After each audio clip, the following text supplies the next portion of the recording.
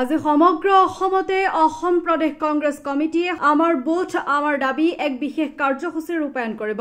বৰপেটা জিলাৰ 25 নং পাকা বেদবাৰী সমষ্টিৰ অন্তৰ্গত 4 নং কালদিয়া জিলা পৰিষদৰ কংগ্ৰেছ দলৰ সদস্য ইছমাইল হুছেইনে নিজৰ কালদিয়া এলেকাত আমাৰ বুথ আমাৰ দাবীৰে এক বিশেষ শীৰ্ষক কাৰ্যসূচী ৰূপায়ণ কৰে। কাৰ্যসূচীত কংগ্ৰেছৰ কৰ্মীসকলে বিভিন্ন ধৰণৰ শ্লোগান দিয়া পৰিলক্ষিত হয়। তাৰে কিছু দৃশ্য আপোনালোকক দেখুৱাবলৈ লৈছো।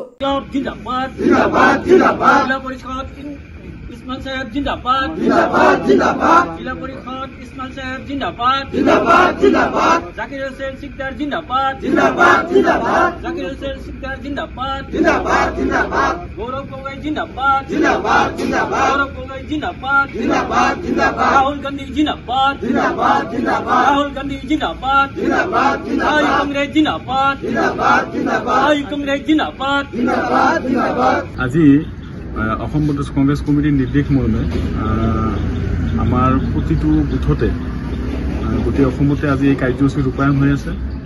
আমি কংগ্ৰেছ কৰ্মীসকলে ৰাইজৰ লগত মত বিনিময় তথা গাঁৱৰ বা মোৰ নিজৰ বুথত ৰাইজৰ লগত থাকি পেলাই ৰাইজৰ কথাখিনি জনাৰ বাবে আমাৰ এই কাৰ্যসূচী লোৱা হৈছে। আৰু সেইকাৰণে আমি আজি মোৰ নিজৰ বুথত মই ৰাইজৰ লগত আৰু আমাৰ কংগ্ৰেছ দলৰ যিখিনি কৰ্মকৰ্তা আছে আমি সকলোৱে মিলি আজি ইয়াত আমি এখন বুথৰ সভা কৰিলোঁ আৰু আমি গোটেই মানুহখিনিৰ লগত আলোচনা বিলোচনা কৰি আগন্তুক দিনত আমি ৰাইজৰ সমস্যা বা ৰাইজৰ লগত যিখিনি সমস্যা বৰ্তমান ৰাইজৰ ভুগি আছে গোটেইখিনি আলোচনা কৰি এটা ভাল পৰ্যায়লৈকে যাতে যায় সেই বিষয়ে আমি আলোচনা হৈ এটা সিদ্ধান্ত হৈছোঁ যে আগন্তুক দিনত আমি ইয়াতে মোৰ বুথ মোৰ যি দায়িত্ব আছে সেই নিশ্চয় পালন কৰিম আৰু আগন্তুক দিনত সকলোৱে পালন কৰিব।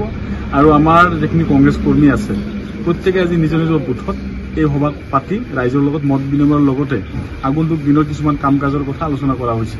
গতিকে অহা দিনত আমাৰ মাননীয় অসম প্ৰদেশ কংগ্ৰেছ কমিটিৰ সভাপতি মাননীয় গৌৰৱ গগৈৰ নেতৃত্বত মাননীয় জাকিৰ হুছেইন সিকদাৰ ছাৰৰ নেতৃত্বত অসমত কংগ্ৰেছ চৰকাৰ হ'ব। আৰু এই কথা আজি প্ৰতিটো বুথৰ কৰ্মকৰ্তাই একেমুখে কৈছে আৰু ৰাইজেও আমাৰ লগত একেলগে আছে।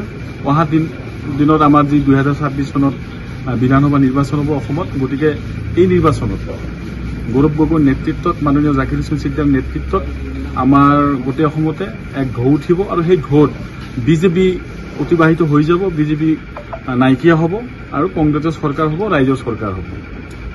আপুনি বাৰু উমৰাহ কৰিবলৈ আগ্ৰহী নেকি?